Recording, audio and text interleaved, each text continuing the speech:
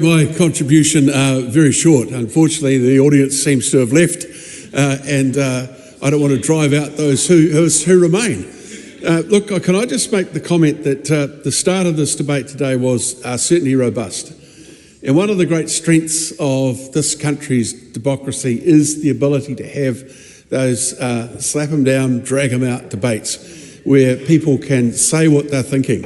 It's very important. And I get a lot of letters as a speaker complaining about the way people deal with each other in this House, the things that are said, actions that are taken. I think it is sad that more people don't appreciate, just as my colleague Scott Simpson has said, so many other countries in the world live oppressed lives simply because they don't have an environment like this where different views can be so openly and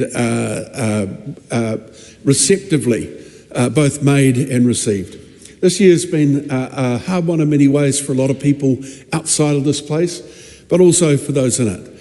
I think starting the year with the death of Efeso Collins had quite a sobering effect on the whole of the Parliament, and I want to, on behalf of the Parliament, offer his family once again our condolences, our close thoughts for their first Christmas without him. The same true for all of those families of other former members who've left us during this year.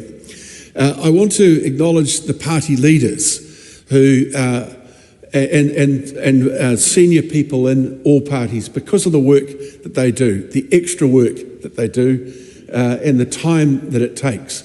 Parliament's this year sat, by the time we finish in the next couple of minutes, for about 575 hours this year.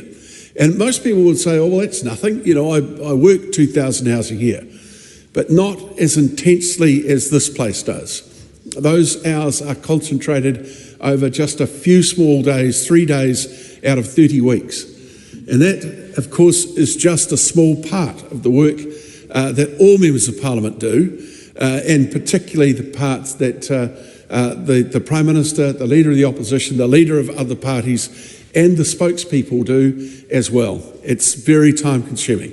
So as we come to the end of the year and we reflect on what might have been achieved by us individually as members of this House, I think we should also be very proud of the fact that whether we are winning or losing, we're part of a dynamic democracy that we need all to do our best to protect. Can I acknowledge all of those who've been mentioned who make this place work? It's a huge workforce here, about 1,000 people, and they are the sort of engine room of democracy, if you like. In particular, I want to make a mention of our security staff, whose job is becoming increasingly difficult. I also want to mention the cyber security staff, who are constantly looking at the many attacks that can come on our systems. And of course, that is also a very direct protection of democracy as well. I need to acknowledge the close staff that I work with, the manager of, or the chief executive of the Parliamentary Service Commission, Rafael Gonzalez Monteros, and all of his staff. Great people to work with, willing to listen to what MPs need to serve the people they represent. Also, Dr. David Wilson and all of the staff in the clerk's office. He has been complimented earlier by the leader of the ACT Party.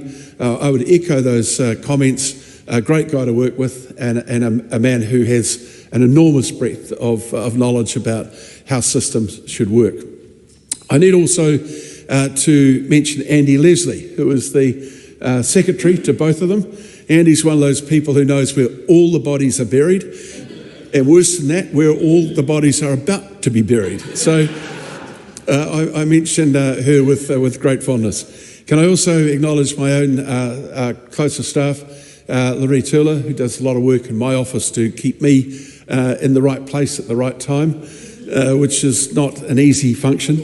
And also to Roland Todd, who sits here day in, day out, listening to everything that you've got to say and just gently taking it all in. It must be enormously frustrating at times, Roland, that you can't stroll onto the floor and give everyone a bit of a strop up and put in the right direction. But thank you very much for your work.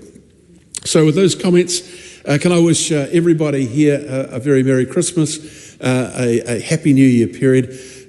I'm sure all of your party leaders have told you to take time off and to look after yourselves and your families. I'd echo that comment.